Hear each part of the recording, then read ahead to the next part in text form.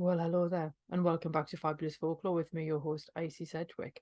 And welcome back also to Magical October. We're continuing with our third magical practitioner, which is actually a returning guest to the podcast because Amaya Rourke was actually my very first episode on the Fabulous Folklore Presents sort of sub-podcast. So Amaya is an animist folk witch, diviner, and spirit worker. Her work guides others called to a wild witchcraft that straddles the seen and unseen worlds, travelling the moonlit and star-studded crooked path of the bramble hedge. Rooted in historic folkways and updated for contemporary life, Amaya's praxis seeks to return to the interwoven cycles of the moon, fixed stars, and living earth. She's been a featured guest on many podcasts, like I say, including Fabulous Folklore, a writer for limited edition grimoires, moon planners, and astrology magazines, and is a seasoned workshop writer and facilitator.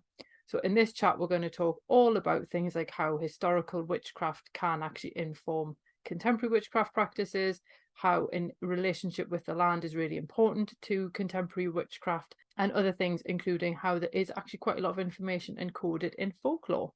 Enjoy!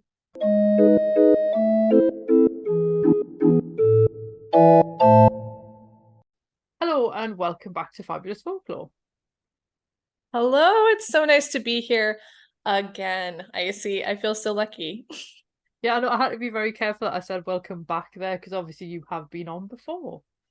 I have. Oh my gosh, feels like ages. It was at least a couple years ago. Yeah, you were the first person on Fabulous Folklore Presents, as it's now kind of become like the little side offshoot. You were the first interviewee on that one, so you started it all. That makes me feel really special. I didn't know that. Yeah. So obviously this is part of the Magical October series that I've been putting together to sort of help look at how people actually practice witchcraft magic, all of the different things as well, within like a 21st century, forgot what year it was, 21st century sort of lens, because obviously at the moment I kind of do everything from a folklore point of view or a historical point of view, but obviously witchcraft is not a historical thing. So obviously I've been asking everybody to kick us off. What do you think a witch actually is? So dipping back into history, the thing is, if we actually go way back to the beginning of when we start seeing this idea of the witch, originally, what people considered a witch seems to be some sort of emanation of the dead. They didn't consider themselves witches, which is really interesting. They considered themselves to be under the influence or attack or at odds with, spiritual beings that mostly presented themselves in dreamlike states or altered states. And they often would position themselves as the heroes against the witches, right? But it seems like witches and the dead were kind of mixed together. And this is back in like the 11th, 12th century that we see this happening. What happens is the church, in their attempt to try to like get rid of anything that wasn't Christian enough, starts to define the people who had what looks to be like the remnant of European, for lack of better words, shamanism kind of experiences. They were framing them as witches, and they were rewriting their testimonies when they would make their judgments of whether they were going to, have something happen to them for not doing the Christian thing. And they were basically rewriting popular belief. And by the 16th century, this had saturated a lot of Europe because of how much the witch trials were kind of influencing culture at that point. And so by the 16th, 17th century, people start adopting that language instead. And now they start calling themselves witches. Whereas before, you might find, for example, Carlo Ginzburg, he wrote about this in The Night Battles. There's this group of men that called themselves the Benedante, right? And they called themselves the Benedante because they were battling in ecstasy meaning a state of leaving your body, against the bad witches who would keep them from having good harvest, right? What's funny is that almost no one in the witch trials until later on in the witch trials calls themselves a witch. Instead, they might call themselves a wise woman, a cunning person. They don't say that they're making pacts with the devil, which is interesting. That comes later on, because they didn't realize that anything to the church that was not God or saints or angels would be the devil. They'd be like, no, my ancestor came to me, or this person in my village who's been dead 10 years appeared to me one day. So I think it's important for us to understand what these experiences were, which is primarily, first of all, they were not usually waking in real life experiences. They were states of ecstasy, and ecstasy means to leave the body. So they were going into these alternative states of consciousness and having visionary experiences. Now, we don't have the same belief system culturally as they did back then, but to them, that was just as important as waking life. It was just as effective on their daily waking life as anything else. And this was why it was so real to them. They also had a lot of popular belief, highly influenced by, if not informing in return, folklore and folkloric ideas. And so when we get to the 16th, 17th century, this language of the church has infiltrated popular culture. And so what they used to consider maybe fairies or ancestors, or in some very rare cases, being part of a kind of like a visionary cult of like Diana or Perkta or Hulda, right? What they would consider then was that they were now seeing the devil, because anything that wasn't within the church's purview was the devil. But up until that point, this was folk belief, and folk belief had these ideas around, basically going into visionary ecstatic experience. Now, what's really wild about this, and why it is actually a very legitimate thing, it wasn't just like people who were mentally ill, which is what the church really wanted to believe by the time they got through with being violent with their witchcraft. They wanted to discredit these popular folk beliefs. So they started saying, instead of like trying to kill these people, they're mentally ill. This hits about the 17th century, right? And then that gets taken into account today by a lot of academics. And they're like, oh, they were mentally ill. But what's wild is how people who had never met each other in person could name each other in their visions, and they would corroborate each other's stories. So they were having an ecstatic visionary experience where they had never met someone in person, and they knew them anyways, and they could describe the experience almost exactly identically. So definitely a spiritual experience of ecstasy, usually in service to something having to do with the harvest or protection of something. Later on, this becomes basically coming into contact or going into another world to then come back out with very important knowledge that would help you with healing your community, or even just being able to divine for the year ahead. But this was all a lot of folk belief that gets demonized by the church. When I say demonized, I mean a lot of their demonolatry was actually informed by popular beliefs that they needed to basically say, oh, that's not of the church, so either it's not real or it's bad, right? Now you fast forward to the 17th, 18th century, and we've got this language change where now we're not talking about it in terms of folk language. We're using theological Christian language. And now you believe that you have a pact with the devil and you're going to a sabbat, which was an incredibly, very anti-Semitic thing.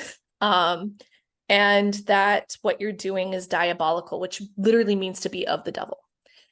And it's changed as time goes on. So when we talk about witchcraft today, we often don't really know what we're talking about when we're talking about the witch trials, because most people don't look that deeply into it. And it's a completely different definition of what I think a lot of people today call witchcraft versus what was being experienced historically. And I say all this because a lot of what I practice is what some people would call traditional witchcraft. There's no such thing as traditional witchcraft because there's no like firm tradition. This was usually practiced individually, again, in states of ecstasy, alternative consciousness. I would say that what makes someone a witch, there's two main things when you look into this. One, there is a process of othering.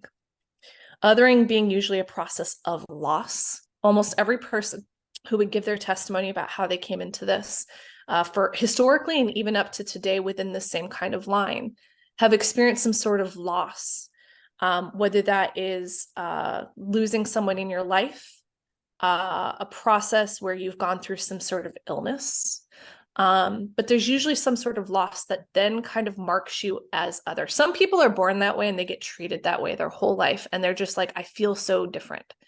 And everyone treats me that way too. And I think that there's usually external markers of this, but you just don't feel completely of this world. That's the first thing. The second thing would be having these visionary experiences And the third thing is usually that you are in relationship with what we'll call the more than human world. And usually you have some sort of familiar spirit. Now, today we might call our dog a familiar spirit, but technically, again, historically, familiar spirits were not physical at all. They were a spiritual companion that you met, usually when you had these initial ecstatic experiences. So we can look to the stories of people like Bessie Dunlop, who had gone through a series of losses and met her familiar while tending to her cows. And this person was said to be dead for a very long time. And what was crazy is that she even got details from him to corroborate with his family that this is him. And he said that he was in service to the Queen of Elfame.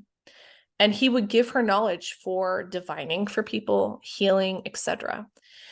And she was marked as other, but she was also very respected, and she was considered to be of service to her community. There was a form of disenfranchisement with this. A lot of people talk about witches being about resistance. To a degree, that is true. A lot of times these were people who were way less privileged. A lot of times they were a lot, especially up in the British Isles, like women who were widowed and they couldn't earn things, or they were very old, right? And they would have these kind of ecstatic experiences, and suddenly you've got this spiritual relationship, right, with an unseen companion who helped you with finding out information for your neighbors. Like, think about this. Back in like the 16th, 17th century, if someone stole your plow, you would not eat. And you didn't exactly have money to just go out and buy a new one. And at the time, the constables were kind of useless unless you were a noble person. So who did you go to? You went to a cunning person who would then do divination to find out who stole your plow and where you could find it, or if it was even recoverable at all, right? And that's how these people, these cunning people, often called that. By the way, these words were all interchangeable. Cunning folk, wise person, witch, all interchangeable. That's how they would make their money, because often they were disenfranchised, and it would re-empower their community in a way that they couldn't otherwise gain institutional help with. Whether that was being able to get health help because a doctor was too expensive or they couldn't figure out what was wrong with you, helping you with your harvest because you haven't had a very good time for the last few years and maybe you've been elf shot or something similar, right? Or it was that you lost something and needed it found, right? Or in the case of a lot of like young women really wanting to get a good partner because that could really be make or break in a life like that. And so these people who themselves were usually disenfranchised would have some sort of othering experience followed by ecstatic visionary experience where they meet a spiritual person they go into relationship with. And from that point forward, they can then serve their community.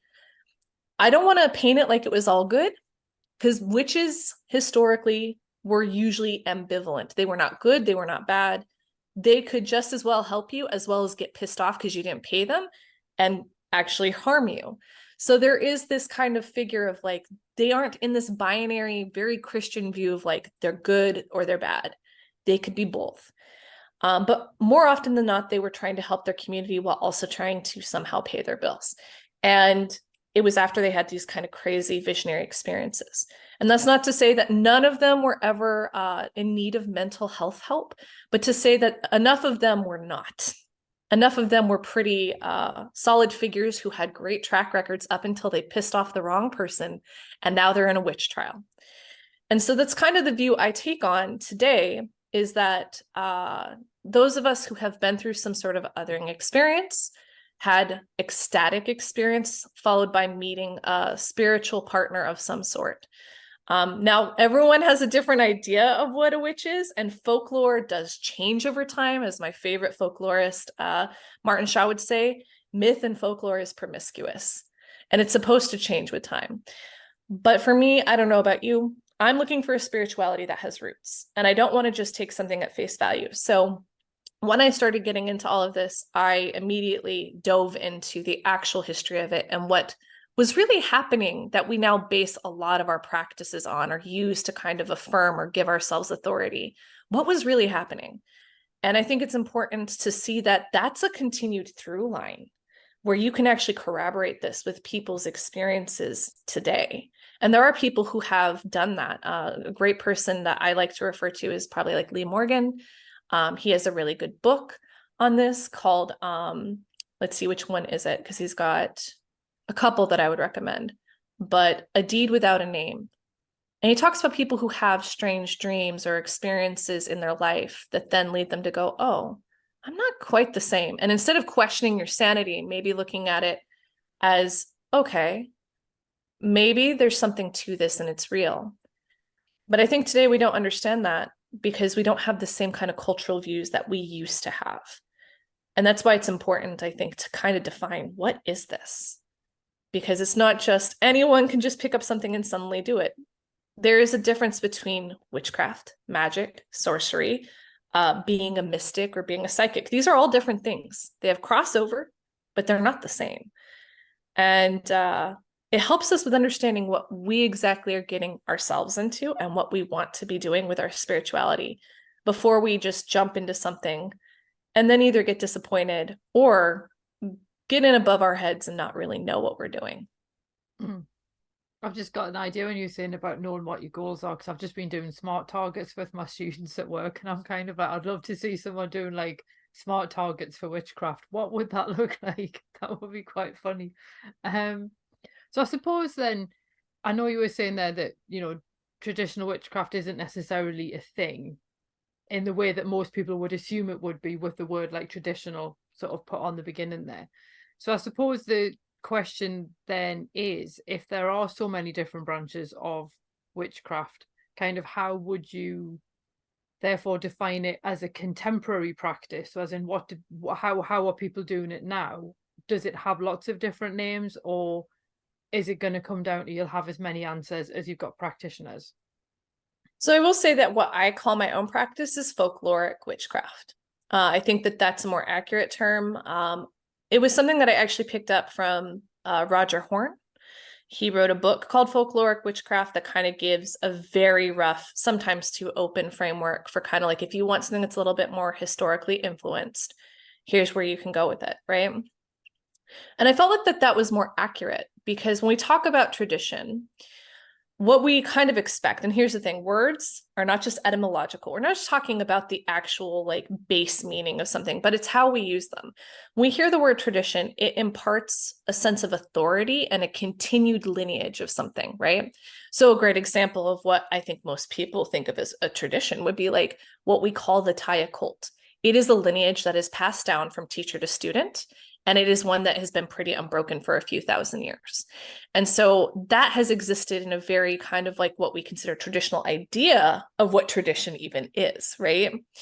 I consider folkloric witchcraft to be more accurate because, again, we're looking at this from the history of it. Everyone was having similar experiences, but they also were different. And it wasn't being done in a group, and it wasn't necessarily passed down from person to person. It was something that happened almost in a spontaneous way. Okay. Now, today we are more educated. We write things down. We can help each other with information if we are free to do so with our spirit agreements, right? And so there is this being able to pass things down, and people have created, I think, modern traditions of like, this is what I learned and I'm now teaching you. And if you learn it and you reach a certain stage of initiation, you can then turn around and then teach it, right? But for me, I didn't go through that process. And I think that most of us today are not going through that process. There's not a lot of groups that are available in person for people. This is still a very eclectic and disparate kind of practice. And B, we often are doing things on our own simply because we feel either safe to do that, or that is what is available to us.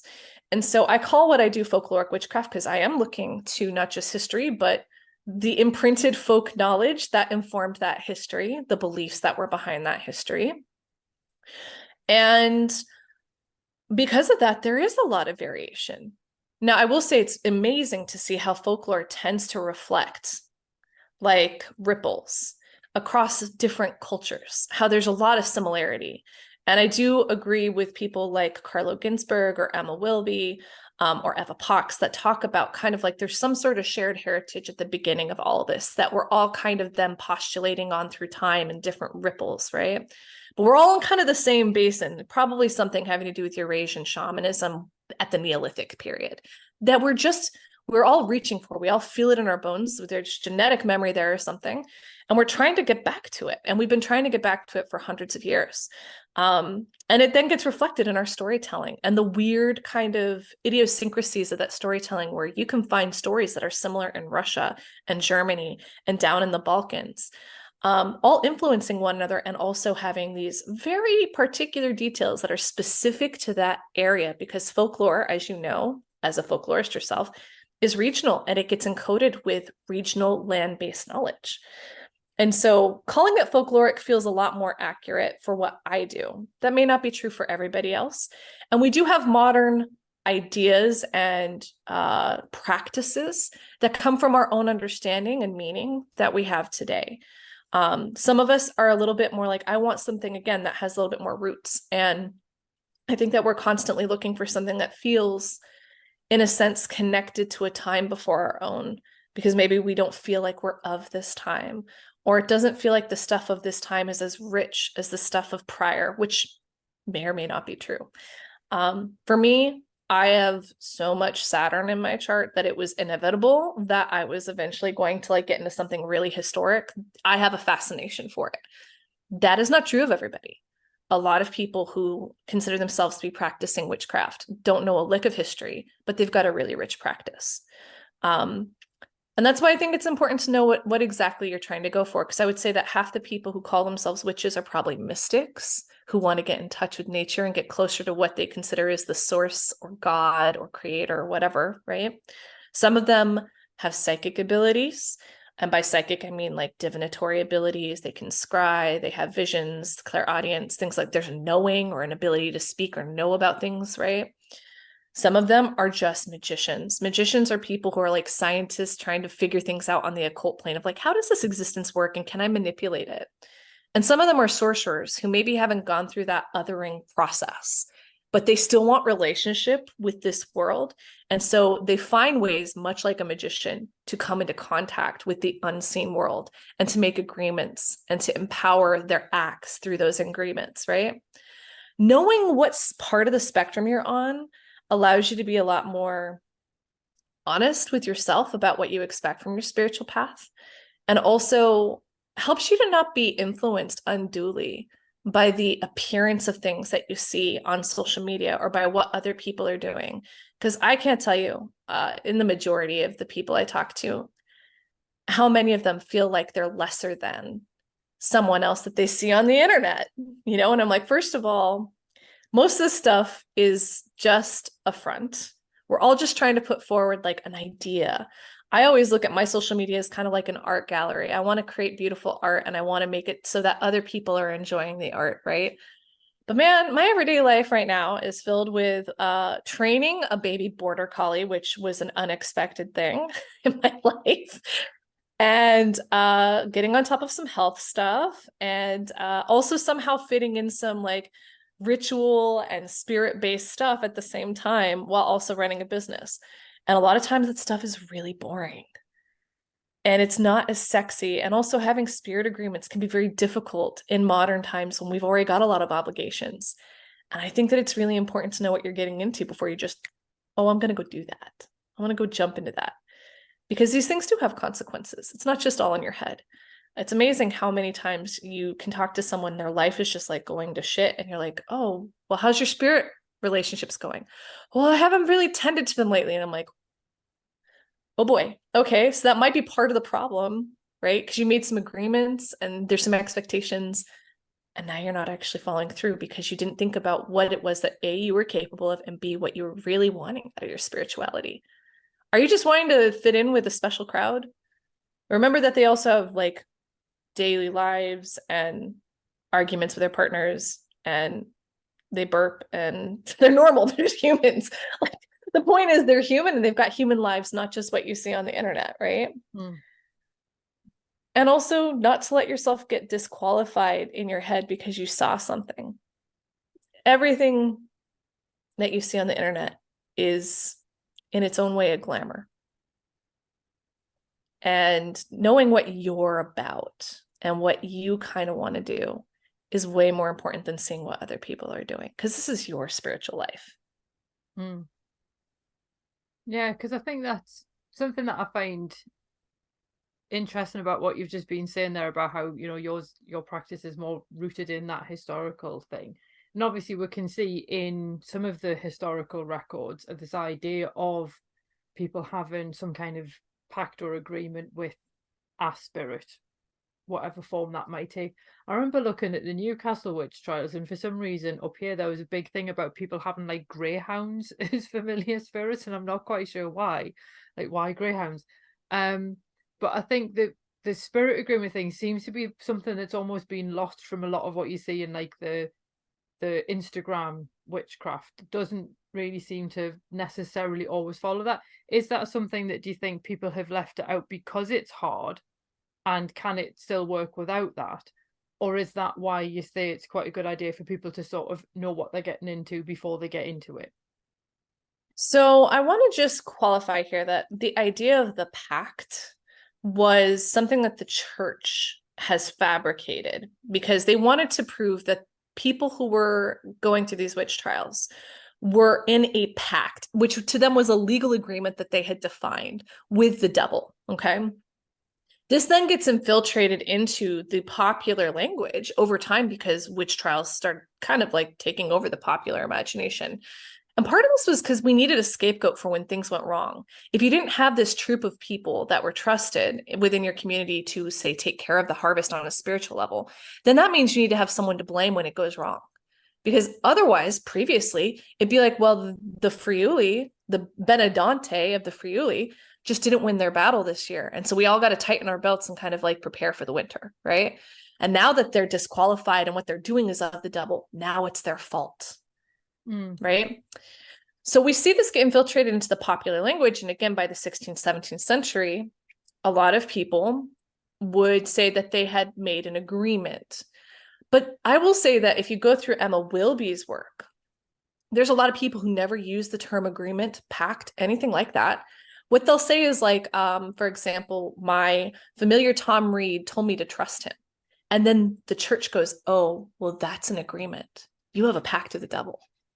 So this idea of the pact kind of gets infiltrated, and it only really infiltrates people who are more educated. You find that the common people who are not as educated don't ever use that word. That being said, there are spirit relationships, and I do think that that is an important element of witchcraft specifically. Now, some of us are doing it very explicitly. You purposefully, after going through a process of othering, have decided you want to make contact with the spirit world and you want to have an agreement. And you may go out and you may enact a rite on purpose, either through ecstatic vision, or some people do it in real life, right? To have that agreement. And there are entire modern grimoires within various different currents of witchcraft on how you can do that, okay? Even the idea of the devil often is a distortion. There's actually a new book by Claude Lactot that I'm so excited to get. And it's all about like the folkloric devil. What was the devil to the folk people, not to the church? How do we distinguish between the two? And it's usually very different. Usually some sort of, there's this idea amongst most what they call micro-historians that the idea of the devil that the church kind of painted over is actually a cult of kind of like a forest father and a forest mother. These spirits that have to do with both the dead and the harvest simultaneously that then get filtered throughout time. And actually, I believe that that's a huge part of like most mythology in general, is this idea of kind of like a presence that you can't see, but you can sense in a physical way, right? And it has a lot to do with what the kind of like year is going to go by, and if you are in good relationship with the land and things like that, right? So this idea of like spirit pacts is very new in the sense of like explicitly going out and having like this thing where you are promising your soul or something like that to the devil. However, if you get into the older idea of the soul, we all have a shadow or a second part of ourselves, right? That's the spiritual part of ourselves that kind of goes into those ecstatic places. And some of us are very aware of it, and those people would be considered witches. And some of us are not. And we also have familiars that have either been assigned to us at birth or something like that, that are spirit companions with us. Some of us are only ever aware of one. Some of us have many. Some of us come into these relationships and then also exit out of them. And this is an independent entity who in some way is attached to you. Now, the church not wanting the soul to be anything, but what they deemed it, they're like, no, that is the devil. That's the devil. So I think what we're seeing here is these older ideas being filtrated through a modern lens and us not fully understanding them. And then going like, oh, well, I need to go out and make a pact. Some of us just have always been in contact with spirits. I think that you're one of those people, I see. We're friends in real life, not just the internet. And like, you have this sense of hauntings. And when there's something around you, other people, they'll just get a kind of chill up their spine and they'll think nothing of it. I think that the person who's a witch is constantly trying to strengthen that sense and to be in contact with the very animate world around them in a way that is both othering constantly. Because if you're the weirdo who can walk into a house and be like, oh shit, we are haunted here, right? Versus someone who's like, it feels kind of funny in here, right? You're always going to be the person that everyone goes, oh, there's Icy being dramatic again, right? And you're like, no, I feel like there's something here. We got to go, bro. Either we got to like appease what's here or we need to banish it because it doesn't feel great, right? That's going to automatically other you in the world. And you've never, I don't think we've ever talked about you explicitly sitting down and being like, hey, ghosties, I would like to speak with you more often. So here's a piece of my soul in exchange for being able to sense you. No, you just had that happen, right? So this idea of the pact is really a kind of a Christian thing that becomes more popular as we hit like the 17th century. And today in modern witchcraft that is trying to kind of like take ideas from the past. And obviously there's a lot of different currents of this. Not all modern currents are going to be into this, but several of them are like, here, go and make an agreement explicitly so. Now, what's interesting about that is like that hails a lot more of like sorcery. Sorcery would be to like go out and try to either capture or compel a spirit to do as you asked, right? Sometimes it was very respectful in trying to make contact with the spirit world because you otherwise have a very difficult time doing it, right? But all these people that go into these things that willingly talk about these kind of ecstatic experiences before they get tortured and then their testimonies get twisted around, all they would say is things like, oh, Tom Reed, he told me to trust him. And the church would be like, well, you said yes, so that's an agreement. You've made a pact with the devil. I don't know. I could ask you to trust me. Have we now gotten into a legal agreement? It's very strange to see what they did. Obviously, now I own a piece of your soul, I see. Oh, I must admit there's a tiny part of me in the back of my head there thinking if you were going to be like, I'm going to give this part of my soul for that, you think, what would the exchange rate be like on that? That surely that would fluctuate over time. So you know the way like interest rates go up and down. This is where my brain goes for things like this. I'm like, would you be better off waiting until a particular time to get like more for your soul or something? This is why I shouldn't be allowed anywhere near stuff like this because I'm like, how does that work practically? Like, Icy becomes an expert spirit negotiator. She's in there watching it like the stock market and being like, right now your soul is at its optimal worth. So you'd only have to exchange a penny's worth to have the full power of hell and all demons. It'd be a great time for you to go to a crossroads, make an offering and say, hi. Maybe even swing your weight around a little bit because you're a little bit more powerful right now than usual. You know, hell's been going through it. Oh, that would be funny though. I think that's also a Netflix series waiting to happen. But anyway, before I start going off on yet another tangent. Last time you were on, and I know you mentioned before about having quite a Saturn heavy chart. Obviously we talked about astrology and the fixed stars and all that lovely stuff, but also how astrology works within like more of an animist worldview. And obviously we'll come back to a little bit more about how animism works in relation to the landscape. But bearing in mind, I suppose, a lot of like cunning folk, and I was quite surprised in one of Owen Davies's books how many of the men in particular were actually casting charts and so on as well. So I was wondering, is astrology sort of something that would be compatible with folkloric witchcraft, or is it one of those things that just kind of runs alongside it in its own Venn diagram? So this is where, again, having kind of like a historical view helps with understanding like where your own practice is, right? So traditionally, going back again to the beginning of this, like the 11th, 12th century, astrology was not yet outlawed by the church. And in fact, it's kind of funny to go back to that. And like the Catholic Church, when they wanted to discredit some of the shamanic experiences people were having regarding like, things like the plague, knowing that it was coming, or there's a bad harvest, and that's because like the witches won in our little, nighttime battles, right? They'd be like, no, actually, it's because of the stars. They were using astrology. So it was a very learned kind of thing. That's not to say that people in the 11th and 12th centuries were completely unaware. They definitely were. I always say this, the first astrology ever, which anyone can practice if they just observe the sky, is with the moon and the stars, right? And I mean the stars, not the planets. We didn't know that the planets were planets for a long time. We thought they were wandering stars. But you see the first calendars were based on the moon and then off of the stars rising and setting, right? But for the most part, like the way that we practice astrology today, like what we call like Hellenized astrology that then gets kind of disseminated into different practices modernly, was a very learned craft. As you know, you've been in classes with me, like you got to know a lot of shit. And back then there was no software. So I wouldn't have been an astrologer back then because like I have dyscalculia. I can't do math to save my life. And maths were necessary to be able to cast charts. And you had to know how the planets and all that were in cycle with their mathematical equations. And so you see that a lot of like court magicians, which were legal and sanctified and considered to be working with angels. You see this practice happen with like John Dee, right? They were doing astrology. Astrology as it is practiced today, back then, would not have been something that the popular or common folk had a lot of access to. So the people who did a lot of casting of charts were more educated.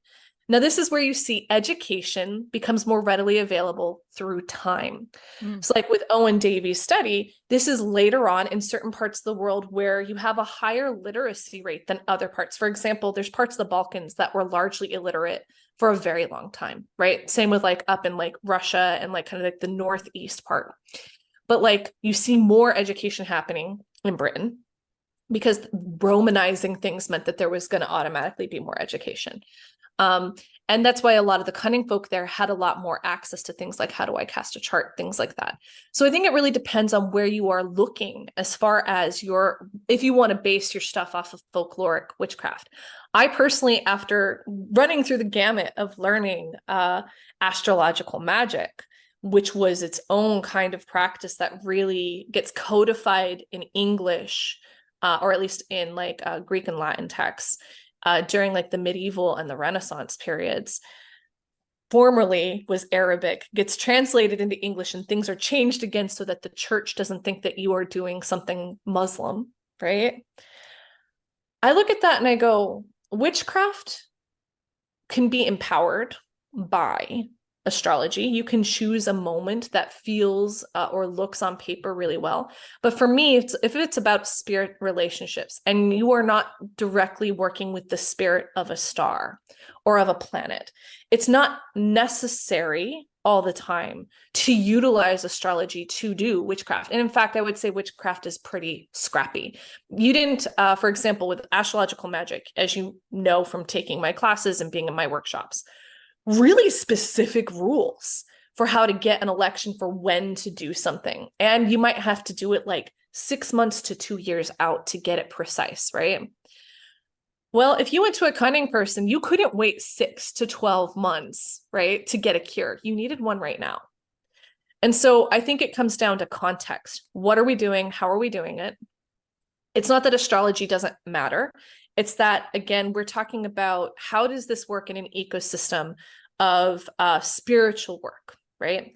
And if I am working with the spirit of the land, do I necessarily need to then look to the stars to do something that it has given me its blessing and actually encourage me to forward with, right?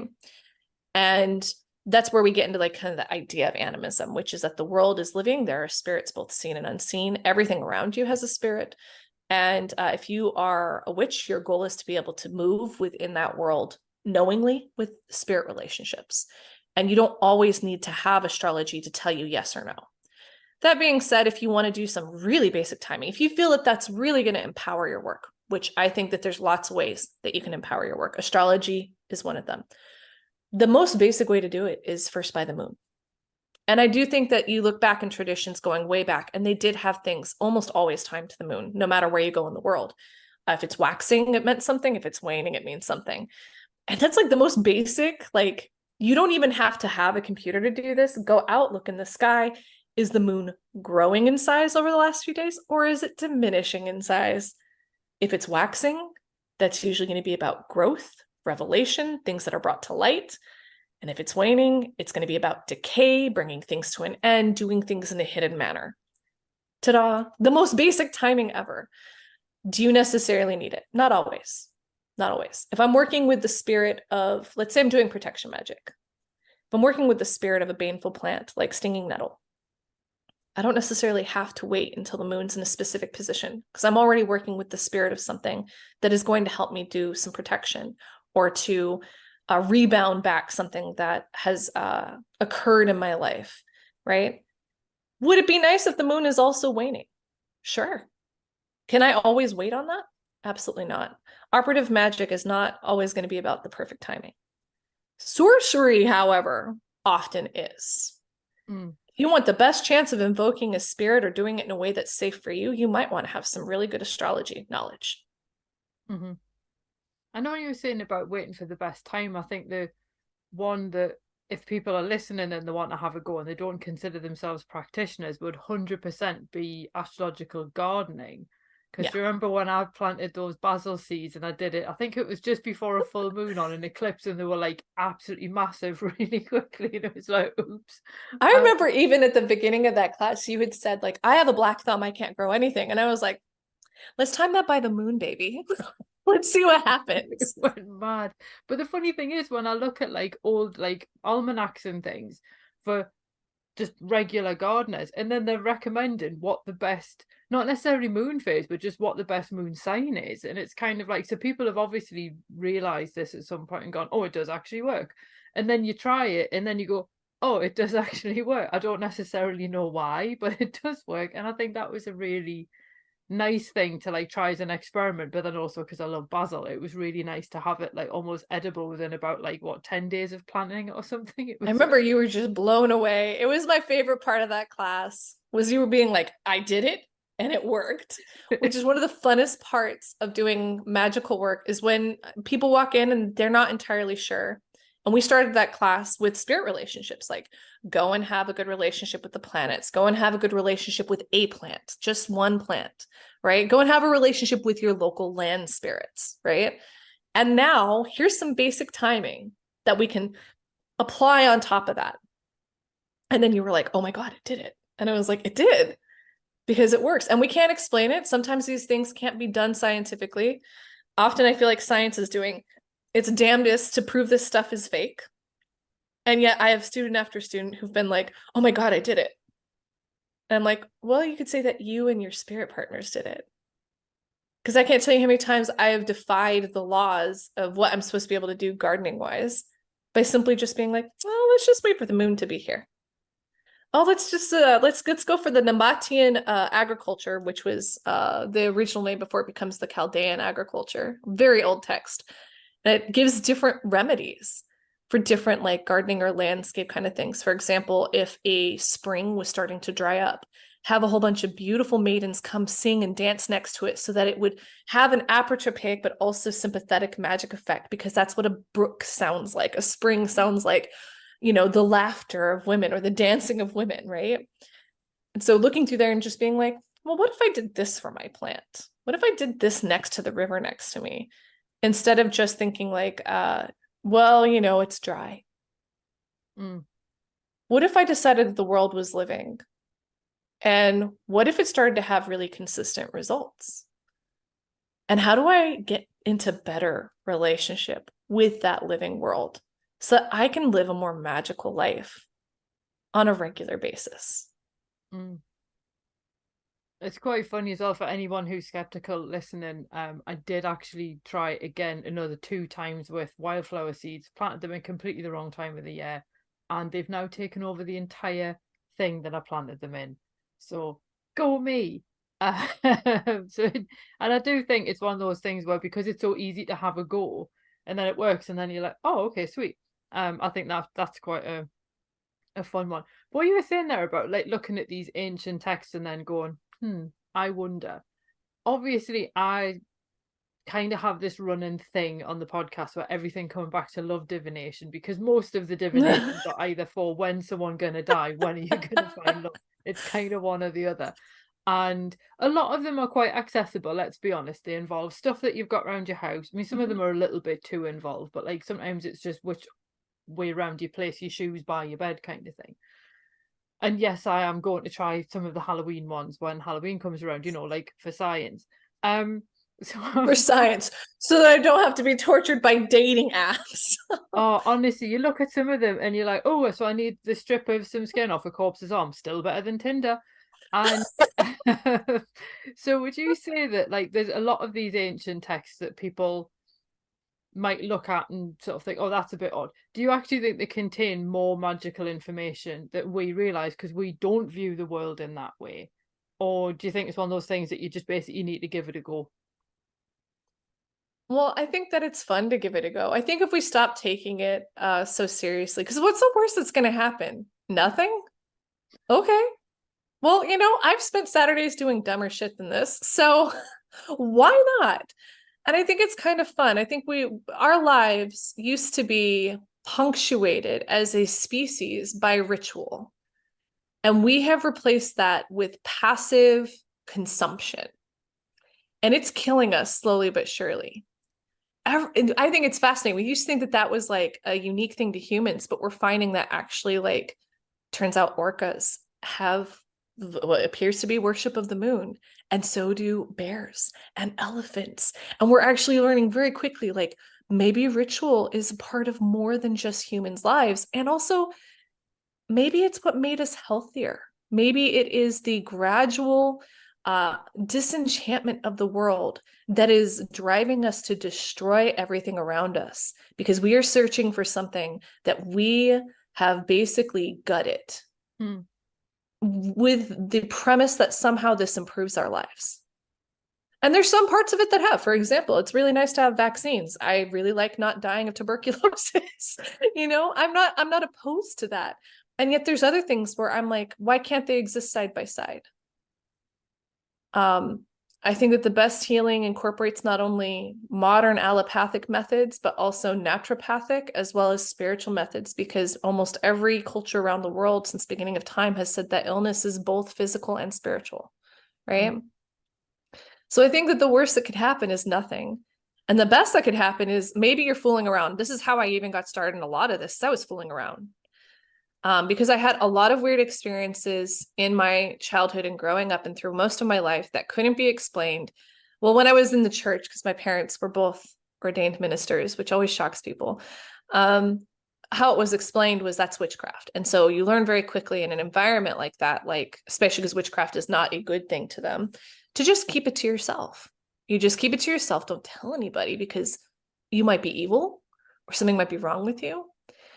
And I went through a phase, like so many people who've been in that world, where I was like a militant atheist, very scientific. My parents really thought that I'd be a scientist. After I got out of my phase of wanting to be part of the church, at one point I was going to get ordained, and then I was like, no, nothing about this is real. All of it's fake.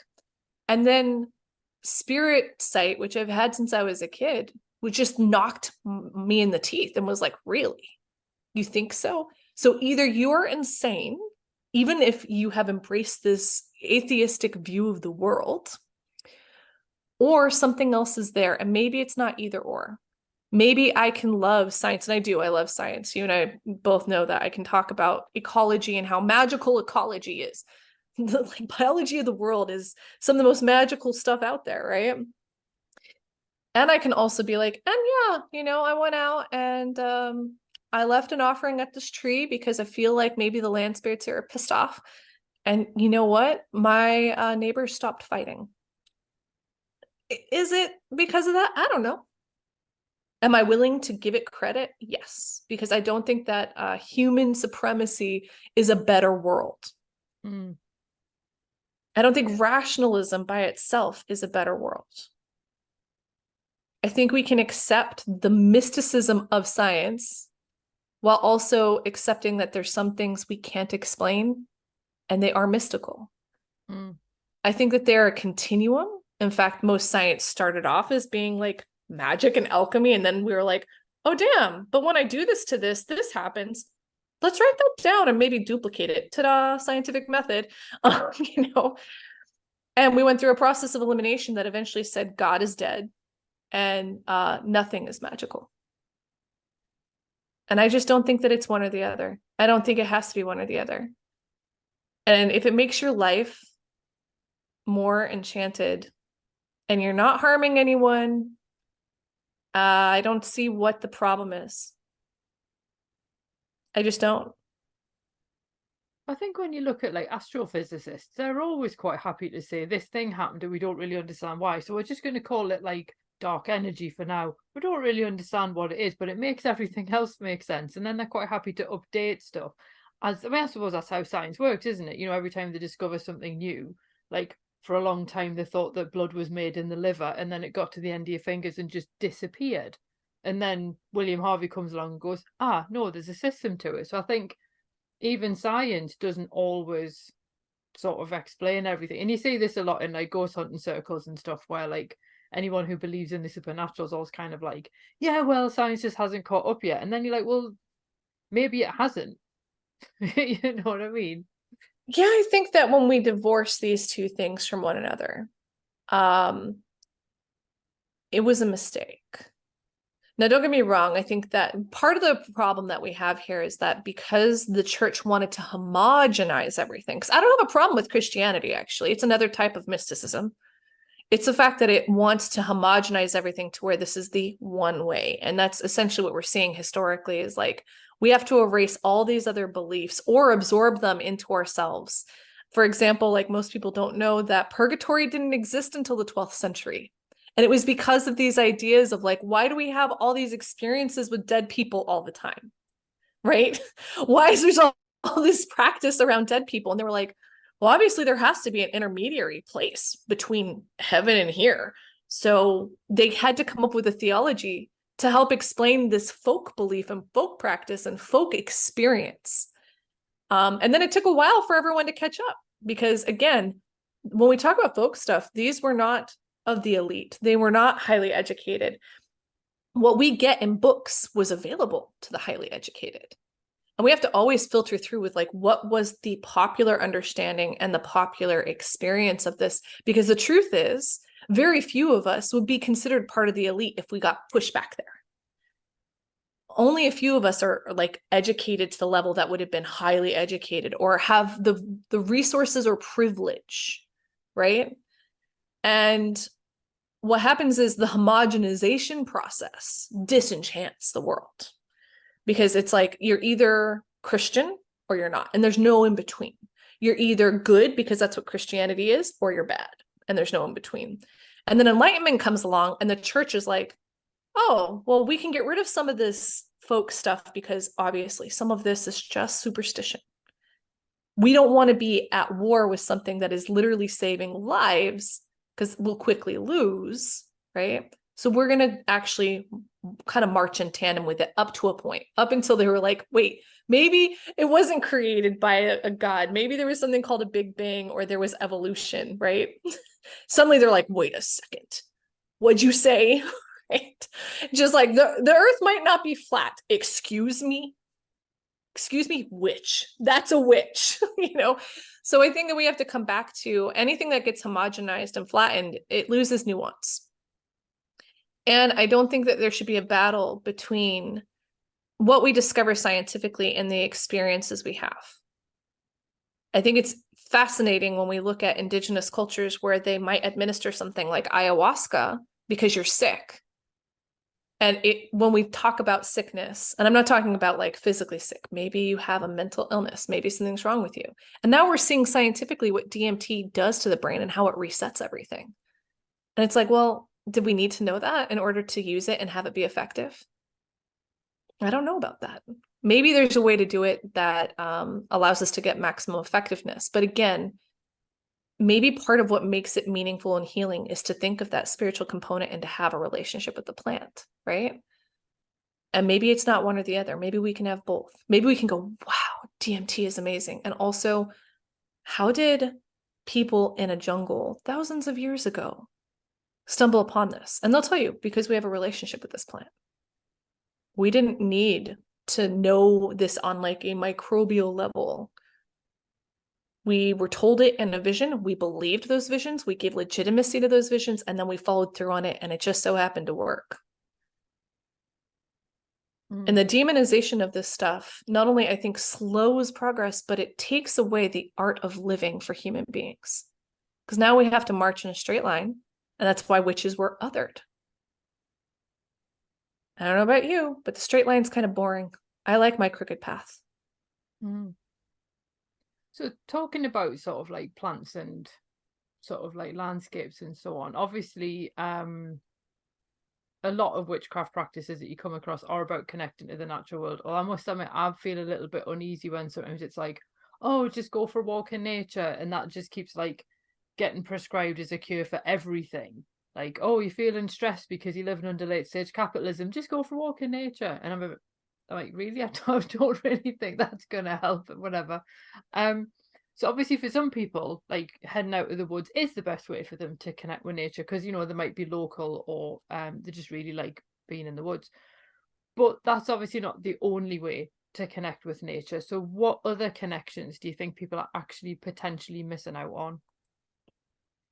I come back to the reason why I have like a deep connection with nature, and I will say not all people who consider themselves witches do. They just don't, or they don't have it available to them. But for me, it was like, it came back to the most magical experiences of my life in childhood was before I had this process of conditioning that said that everything around me was not alive and only I was alive. Or I should say not necessarily alive, but sentient. Sentient, responsive, or in the case of, again, the idea that the church put out, which is like, it was a practice of heathenry or being a heathen to think that the land itself had a soul, right? Because that would then take away the ability to have dominion over it, right? And so before we ever get conditioned as kids, I don't know about you, but some of the most magical things that happen to you when you're young are usually when you come upon something outside for the first time. At least it was for me. And I just happened, it's so funny. I grew up in a very, very Christian household, but my mom, she also really, really, really loved National Geographic. And she was really obsessed with like geology. It was one of my best memories with her is she would take me out and we would go rock hunting. And I had quite a rock collection growing up, which is so funny for modern witches today that are obsessed with like crystals. And my mom to this day is like obsessed with rocks, and she has like tons of like rocks that she's collected from years of doing this, right? And so like I knew the science of it from like a very young age because my mom taught me what is sedimentary rocks, what are metamorphic rocks, etc., what are igneous rocks, and how do they form and why, right? And so I had this experience of like, that was so magical to me. And then I would go off by myself into the woods a lot. Our neighbor had like this little patch of woods when I lived in Wyoming. And to me, the world was so fundamentally alive because I was raised with limited access to, I think, a lot of what other children had available at the time that I was a kid, because my parents were so religious. And I got to watch like a lot of documentaries, which is so funny considering how they like, espouse a lot of science that kind of doesn't agree with creationism. But because that, I'd like walk in and I'd just like be ready to like look at birds or to have experiences with wild animals. And I lived in a part of the world where there was a lot of wild animals. And I spent hours outside by myself, right? But I didn't approach it until I was much older. Like I was the only thing there with a soul. Everything around me was just as magical and living. And I was opening myself to this language that wasn't a human language. I think that humans, it used to be our language. In fact, I think that's what most indigenous people have that we don't anymore, is that they still speak that language and they're taught that from a very young age.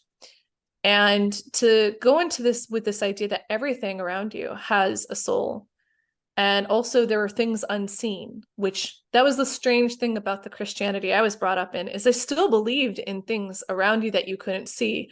It's just that most of it was bad. And I think because I had access to some folklore books, which is totally on accident, totally not planned, I think, by my family, I didn't assume that all of it was bad just because I was told it was bad, right? And I didn't discredit my own experiences. And weirdly enough, living in a household where that was still, there were still things that you couldn't see that could happen, meant that it didn't get completely discredited when I did share about those things. It just was often reframed in a way that maybe either my mom would be like, oh yeah, you had that experience. That was God showing you something, right? Or it was like, oh, well, that's not good, right? But it was never like, that's not real. And I think that helps a lot. You and I have had discussions about this. Like, you have to be a little delulu, as the rationalists would say. You got to be a little delulu here and believe that the experiences you have are as meaningful as you feel they are. And when you go into the woods, if you're just going out there and to you the world isn't this soulful, alive thing, and it's not trying to communicate with you, then I don't think you're going to get much benefit from it other than maybe getting off your screen and resetting like your nervous system a bit. But I think we need more than that. I think we need spiritual connection.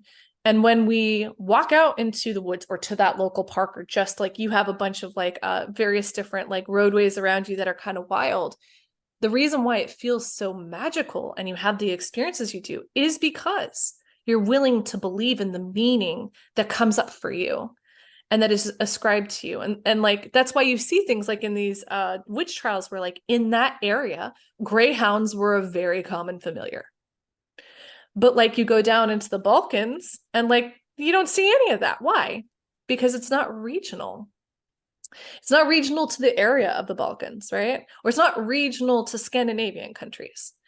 And I think it's fascinating. One thing about Britain that's a little bit different than the rest of the world is like there is like this clear, very high amount of documentation. And that's not necessarily true of other places. And so like you have a lot of regional differences. Like one of my favorite places to look into is like the Cornish ways, right? Very regional. And even within the Cornish ways, there are little regional pockets that are different from one another, right? And it's the same with like, if you live in a seaside town, you're going to have different practices versus one that's like deep in the middle of a temperate forest. And those beliefs and those experiences are going to be informed by the land around you. And so my thing that you and I have talked about, and I've taught in my classes and in my social media for a long time, is like, there's no separation between learning about your local place folklorically and biologically. First of all, how do you even know if something's a sign if you don't even know if that's normal in your area? How can you ascribe it? So a good example is here where I live, a lot of the land's been pretty sanitized or disturbed, right? And so I don't see a lot of wild poppies growing over here unless someone throws some seeds down. So when I started to see wild poppies at various different points, just one single wild poppy, sometimes out of season, I'd be like, okay, that's strange, but I know that about where I live. So I can go, that's a sign for me. That is something that's important for me. Poppies are a very important part of some of the practices I've got going on. And so that to me is what we call an epiphany, right? Something that can seem mundane until you look around and go, where's the rest of the poppies? And how did it grow here? No one would throw seeds into this, phantom lot that mostly has garbage in it, right? And again, I come back to, and there's only one. There's only one. There's not a whole group of them. And I would watch it for a whole season before I made any determination about that.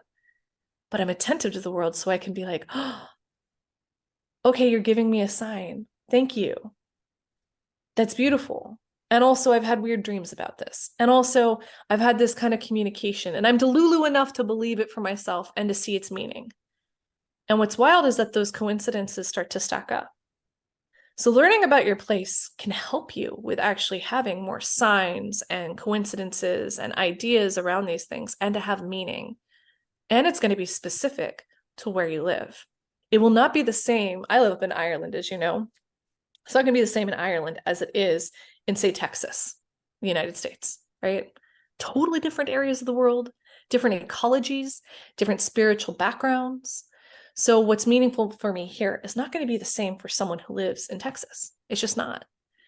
But if you don't get to know your place in a very kind of mundane way, you won't even be able to know when something is really special for you.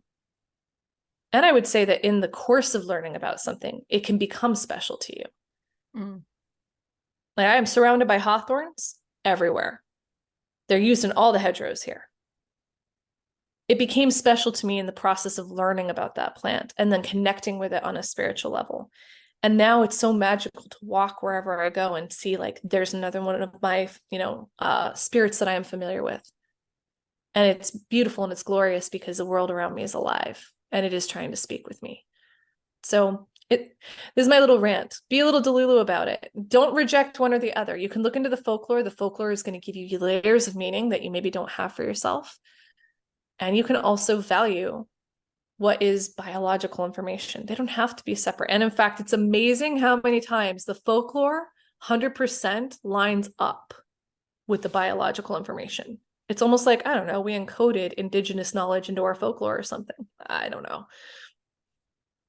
I think that's why it's quite interesting when you look at sort of folklore, because I know obviously there was a tendency when a lot of it was collected, particularly in the British Isles in the 19th century, that it was sort of seen as like a bit twee and a little bit. I was going to use the word twee. Yeah, it's sort of, it's not kind of viewed as the same as, you know, what like the Venerable Bede was writing in whatever sense. I should know that. I'm a terrible northerner. I can't remember when he was knocking about, but it's like that idea of everything he wrote down is sort of taken as literally gospel, whereas, you know, something that, you know, might have been collected by William Henderson in Northumberland in the 1870s maybe wasn't. And you think, but I guess it depends on the motivation of the folklorist collecting it. And I think that's where Henderson is my favourite, because he is a northerner and he just really loved folklore and collected it and then presented it to the Folklore Society. So I think he had much more respect for what he was collecting because it was stuff he'd grown up with. So just fangirling about him a little bit there. But then when you look at other ones where they maybe embellish the folklore slightly, or, you know, to try and make it seem more important, which is fair.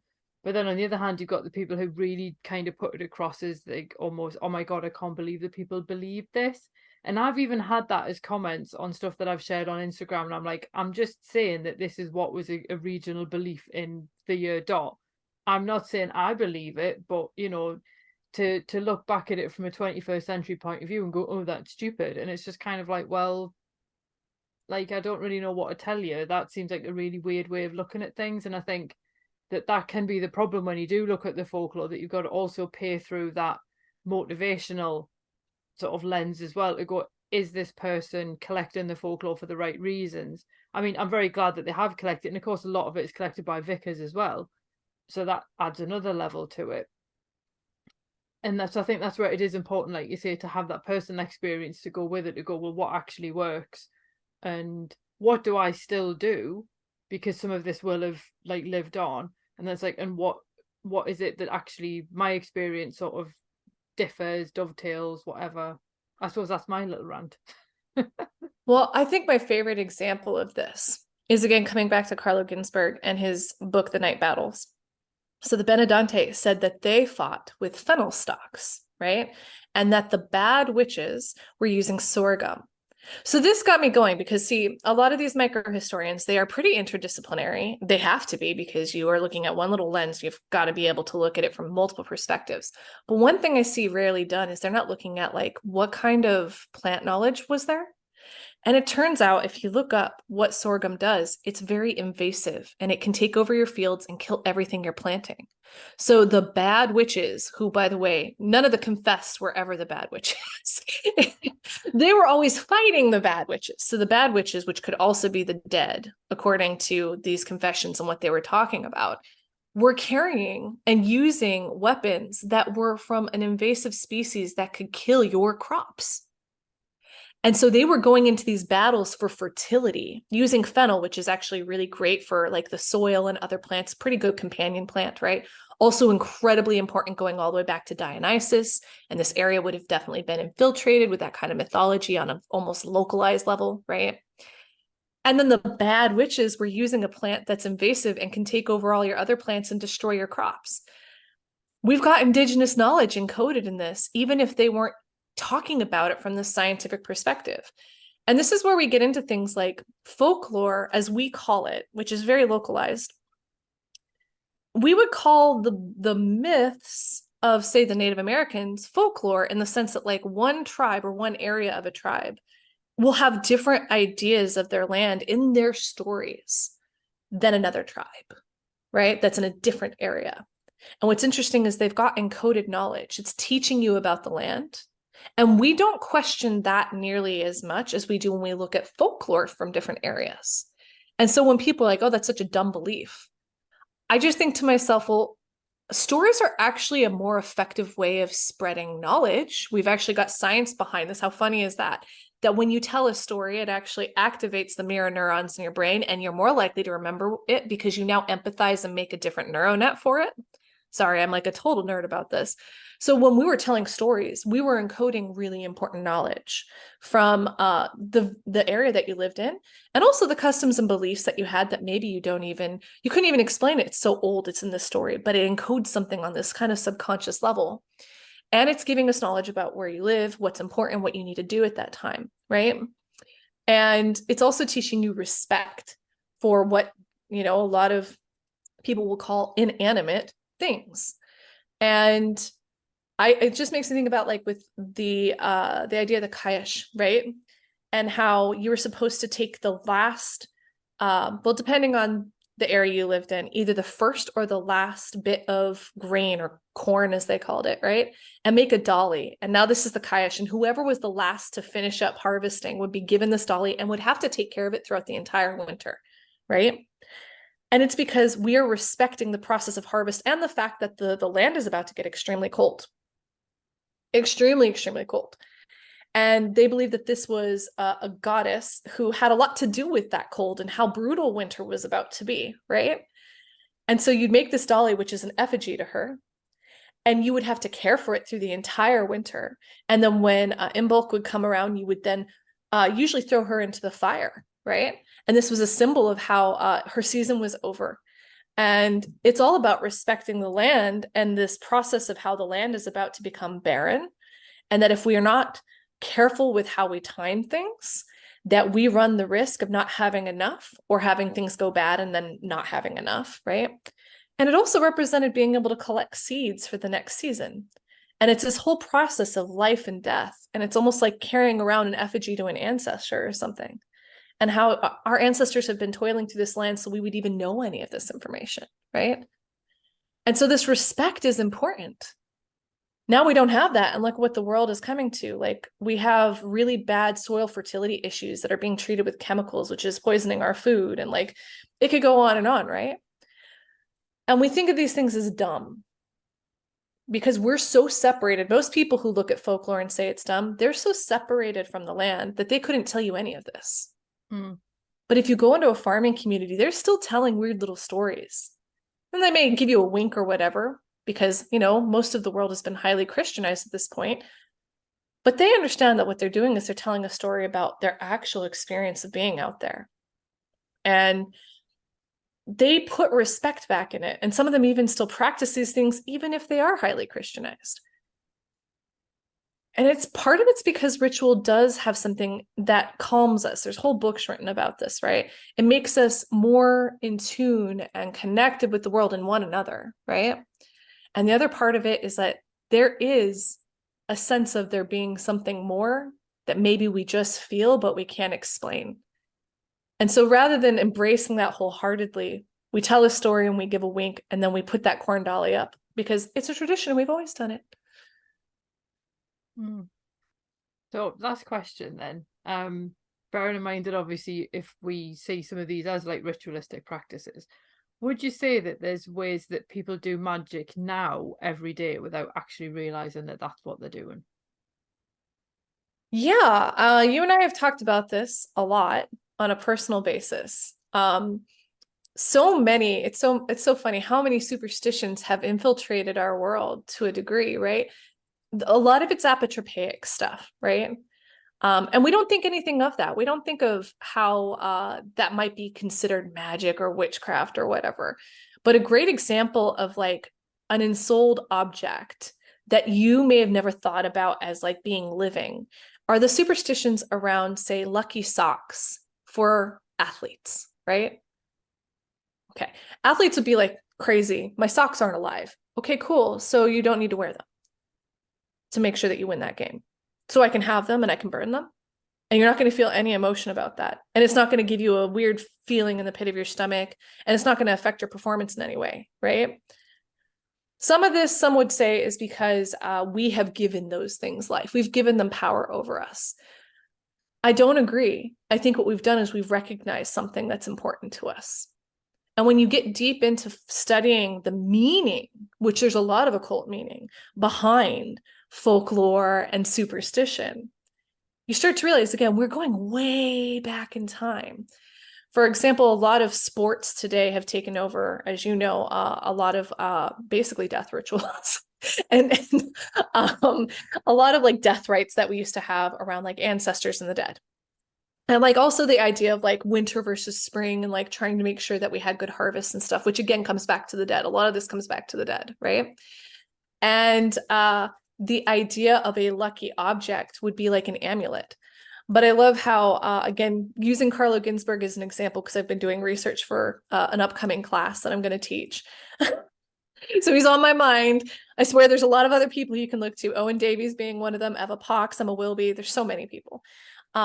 But he talks about in ecstasies how the idea of given footwear, how it would lead you through the underworld. It was an amulet for going through an underworld initiation. And I think it's funny that I don't think there's a single athlete out there today, a professional athlete, who has this superstition around their socks would ever think about how this is just the same as Perseus being given Hermes sandals so that he can go and defeat the Gorgon, right? Who is, by the way, sitting at the edge of the world right outside the Stygian realm. Yeah. Or that Cinderella might be the same exact story. You know, and especially when you get into like the older version of it, not the one that we know today. The one today has been sanitized, but the symbolism's still there. And so when we get into these things, we find out that we are just re-encoding this language and not even knowing the meaning, and we're still enacting it. So I think it's kind of fun to think about, even when you're doing something you think is seemingly random, it's worth kind of considering, what are my daily rituals or kind of weird idiosyncrasies that I do regularly? And I do it pretty religiously or habitually to a degree that maybe looks like superstition. And is this in its own way? Most of it's going to be apotropaic, protective or preventative, right? Being given a good luck charm, we think about that as being like being given some sort of fortune. But it's also apotropaic against bad fortune. Mm. And I would say that the majority of everyday magic is apotropaic in a way, whether we're talking about glamour or literally wearing like, you know, something to avert the evil eye, or saying a prayer because it steadies you, right? Which is talking to something invisible, whether you believe in it or not, right? There's this kind of want to feel safe in the world, and maybe more connected. And I think it's worth thinking about. We're still steeped in this stuff. We just are unaware of the meaning and the spiritual significance that it really has. And I hope through the work that I do and many others that you get to talk to, because you are just so blessed to know this huge network of people doing this weird shit. You know, I hope that our work is able to kind of enlighten and re-enchant the world and help you to embrace, I think, some of the oldest parts of humanity that we are in desperate need of at this time. And also to help you see that the world is so alive and you are so not alone, even if you do feel like the odd one out. I think that's probably a nice moment to end on. Um, Obviously you mentioned classes there, and I know you're on the cusp of switching your focus. God, have you seen how dark it's getting as well? This is ridiculous. Because I've just been using daylight and it's slowly fading. Um, what what is it that you've sort of pivoted to, and how can people find out more about that? Well, I mean, I've never made it private that I'm a folk witch. But after considerable beat down by my spirit court, definitely going to start focusing more on talking about teaching this stuff. There's always going to be astrology involved in some form of what I do, because how could you not be completely enchanted by the night sky? But the first kind of like witchcraft class that I plan to do either in the winter or the beginning of 2024 is all about spirit flight. How we can trust those experiences, but also how do we do them safely, sanely, and regularly. A lot of us will have strange, really lifelike dreams or out-of-body experiences and then go, well, I'm crazy, or wow, that was weird, never mind. And I think that we have to know what it is that we're actually experiencing, and how to believe in that and what the structure of belief is. And B, how do we practice it in a way that is both enchanted and safe? Because the world out there, I mean, if there's sharks in the ocean, imagine what you can't see. And it's good to know how to do this in a way that you are empowered and you can have those experiences with as much predictability, which I won't say is totally predictable, but with as much predictability as possible. Yeah, cool. And obviously if you send me the links and everything, then I can pop them in the description box for whatever platform this is on, so that people can find you, because I always kind of feel like trying to madly write down a web address is fraught with problems. So I'll put the links below. But it's been absolutely lovely talking to you, as always. And I mean, obviously we talk quite a lot anyway, sort of offline. I suppose it's technically still online, I guess. I know it's like weird. It's like I'm friends with you, but it's more like I'm not just like someone who like pops onto your podcast. Then I'm like, peace, we'll talk again in 3 years. I'm like, hey, what's up? I'm like, did you see this weird thing? One day we're gonna go explore a haunted place together. That would be so much fun. It really would. Like, when you sort of see them pop up and they're for sale and they're like at a suspiciously low price, and I'm kind of like, oh, we should have a whip round and just contribute and buy that. We should. We'll have to make it happen. I'm serious. Has to happen sometime 2024. Absolutely. Well, thank you very much.